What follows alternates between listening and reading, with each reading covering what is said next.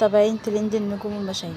تامر حسني بيبكي. تامر حسني عيط. تامر حسني لما غنى أغنية ارجع لي عيط في حفلة الكويت اللي هي اتعملت ليلة أمس، وده بسبب إنه افتكر بسمة أبو سير ولحظة طلاقهم ولحظة فرقهم، وده اللي خلى ناس كتير في الحفلة يعيطوا على عيطوا. زي ما انتوا شايفين الصور دي كانت من حفلة الكويت اللي اتقدمت امبارح، وكان فيها حفلة حضور كتير قوي من متابعين تامر حسني.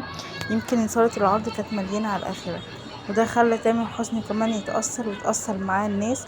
زي ما انتوا شايفين دي صورة معجبة كانت عيطت على تامر حسني لما غنى أغنية ارجعلي، لأنه كلنا عارفين إن تامر حسني وبسمة وبصير اتطلقوا طلاق نهائي، ورغم طلاقهم برضه اتأثر وكتب على صفحته على الانستجرام قال: أحيانا الكلام بيتأثر وبيصل لحظة اندماج وصدق توحد مع الأغنية بتخليه يتأثر ويضعف من داخله لدرجة محدش ممكن يتخيلها، وده غصب عنه طبعا بما إن الإنسان وقمة السعادة والحب، ولما الجمهور بيقرر إنه يتحول لقلب واحد وأشوفه فجأة سند ظهري بيشجعني زي مدرب لعب